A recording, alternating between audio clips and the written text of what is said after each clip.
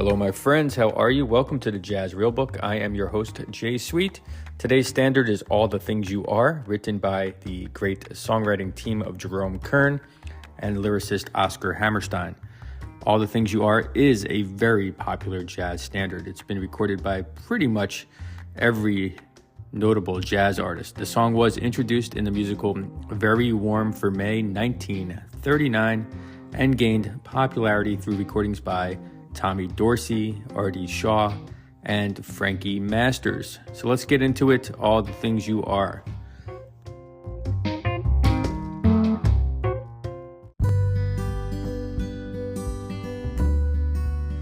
All right, let's dive right into the For the Jazz Nerd section. In terms of a standards rating, this is a very popular song. I give it a 10 out of 10, often called a jazz jam sessions. For a difficulty rating, 6 of 10.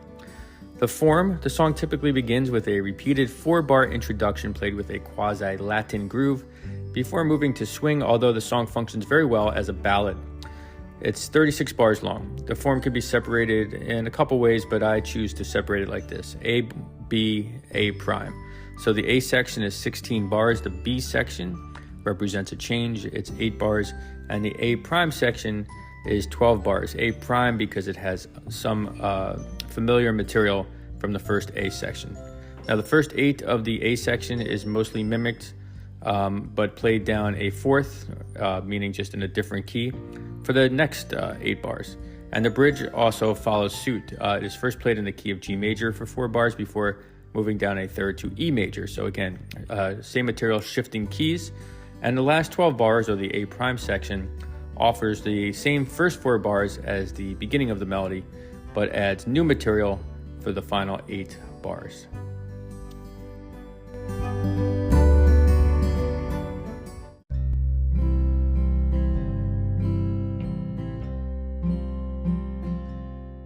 All right, in terms of the melody and harmony, I'm going to get a little into the weeds at some points here, but I'll keep it as general as possible.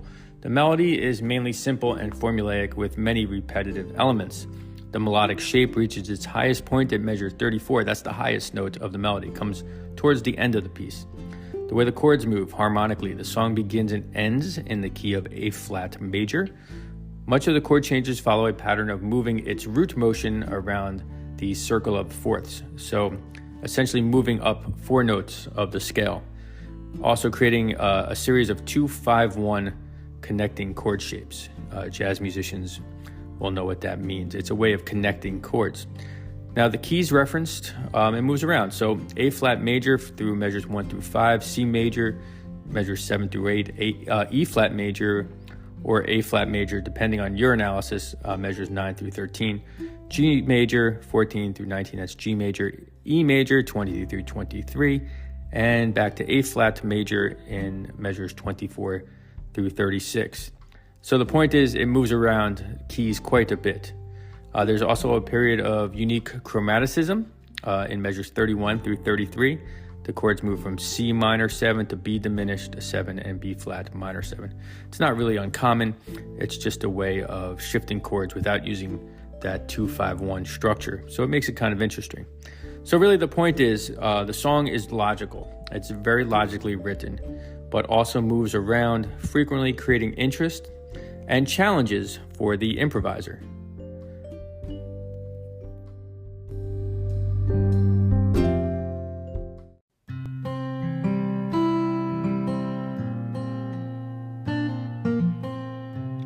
For a representative track, we turn to Dizzy Gillespie, the trumpet legend born in 1917, who played a crucial role in the evolution of jazz, particularly as a critical figure in the bebop movement of the 1940s. He was raised in South Carolina, exhibited musical talent from a young age, and was influenced by trumpeter Roy Eldridge. Gillespie gained momentum in the 1930s, working with various orchestras like the Teddy Hill Orchestra in 1937, the Cab Calloway Orchestra in 1941. Gillespie then began collaborating with Charlie Parker in Earl Hines' orchestra, and then after joining Billy Eckstine's orchestra in 1944, Gillespie continued to move bebop into small group formats with Charlie Parker. So his impact on bebop and the image of a bebop musician, in fact, was vast and far-reaching.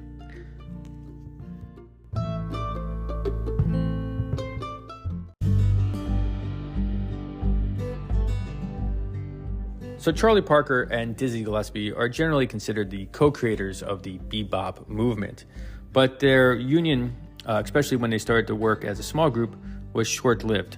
Parker's drug habit created a split between the two legends, and after that split, Gillespie assembled an innovative bebop big band, first in 1946, and later began to introduce Afro-Cuban elements into jazz and bebop to create a new style known as Cubop. Now, Gillespie's incorporation of showmanship and his infectious personality, his great stage presence, really helped to promote the sound of bebop and then also Cubop. By 1950, Gillespie had disbanded his big band but continued to shape the jazz landscape. Avoiding the pitfalls of drug abuse that affected many of his peers, Gillespie enjoyed a successful and enduring career. He remained a prominent figure in jazz from the 1950s through the 1990s, collaborating with established and emerging musicians. His passing in 1993 marked the end of a nearly 60-year career in jazz. Gillespie's legacy as a trumpeter, bandleader, and mentor left an incredible mark on jazz history, and he ranks amongst one of the most influential figures in all of jazz.